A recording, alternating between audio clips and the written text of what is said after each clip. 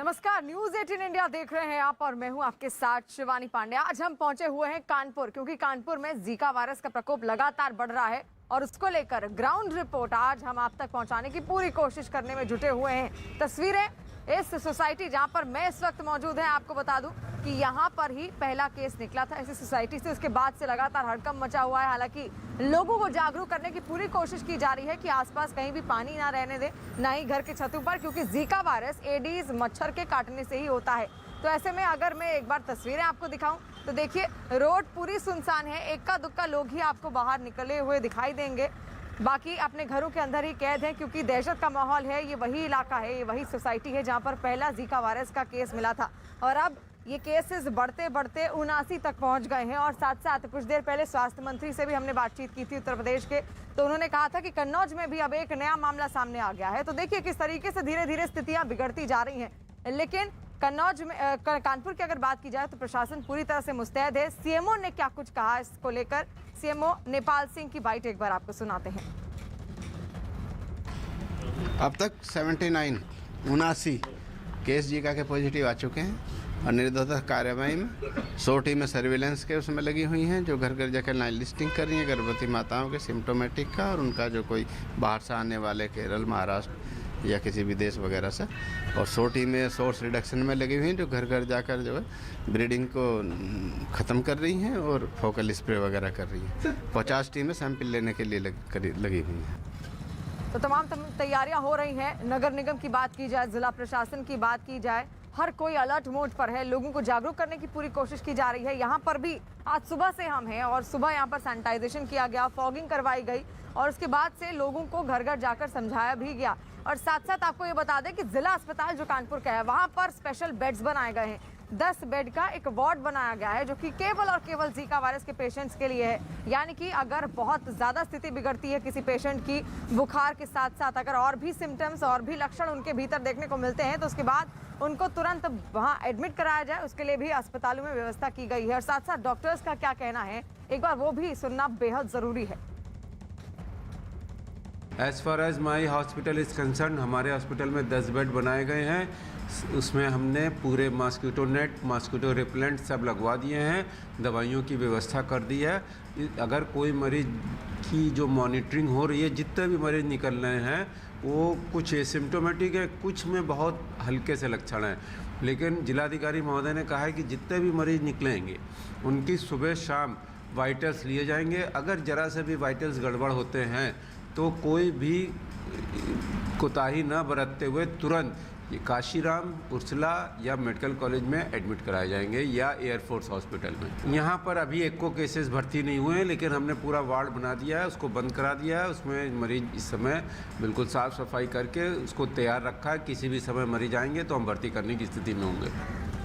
तो सीएमओ को आप सुन रहे थे। स्वास्थ्य विभाग भी लगातार मुस्तैदी बरता हुआ है और अब अस्पतालों में भी बेड्स बनाने की कोशिश की जा रही है, ताकि अगर बहुत ज्यादा केसेस निकल के आए सामने, क्योंकि कानपुर की अगर बात कर लें तो कल यहाँ पर 66 केसेस थे, लेकिन आज 13 केसेस और बढ़ गए हैं, यानी कि कुल मिलाकर अब 79 केसेस हो गए हैं।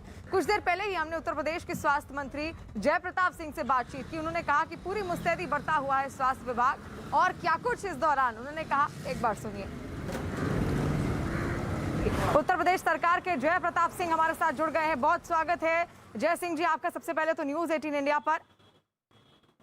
अभी क्या तैयारियां आपकी ओर से हो रही है जीका वायरस को लेकर, क्योंकि कानपुर में लगातार हड़कंप मचा हुआ है। सबसे पहले तो वो बताइए, कितनी बड़ी भूमिका निभा रहा है इस वक्त स्वास्थ्य विभाग?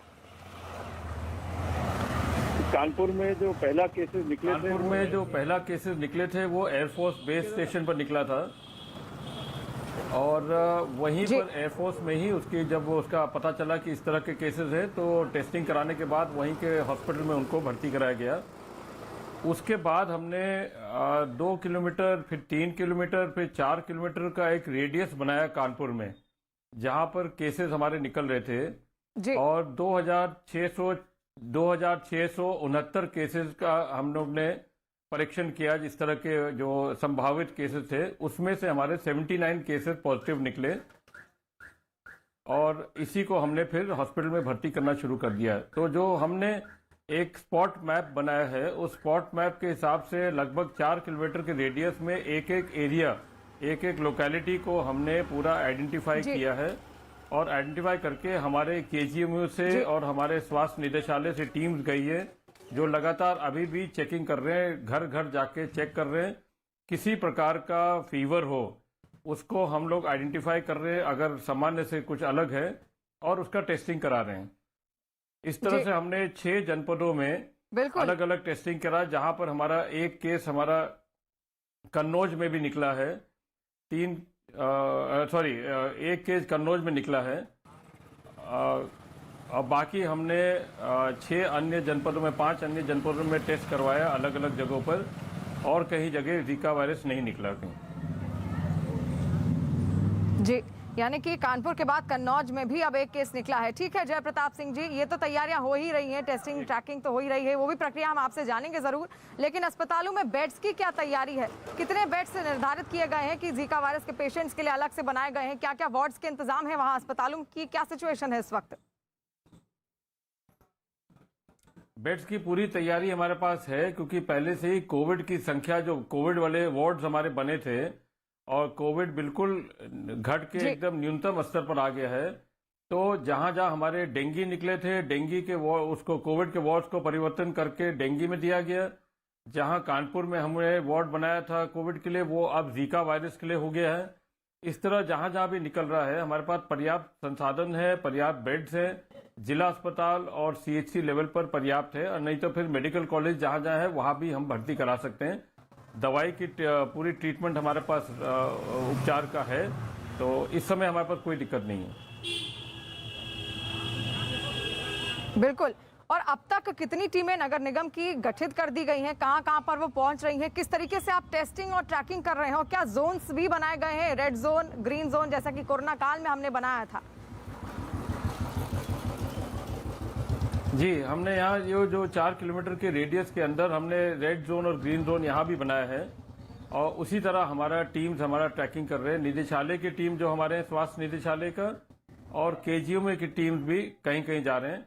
बाकी हमने एक अंतर विभागीय समन्वय, जिसमें नगर निगम और अन्य विभाग को भी जोड़ते हुए, जहां कूड़ा का प्रबंधन करने का है, जहां स्प्रेइंग करना है, जहां फॉगिंग करना है, और घर में जो हमारा दस्तक अभियान के माध्यम से जो हमारे अन्य बीमारियों को चेक करना, उसमें डेंगू का भी चेक करना, उसमें जीका का भी चेक करना, कि किसी तरह का पानी का जल जमाव किसी घर में ना हो, साफ पानी का। तो ये सारी चीजें, सारी बीमारियों को देखते हुए हम घर घर दस्तक करा रहे हैं इसमें।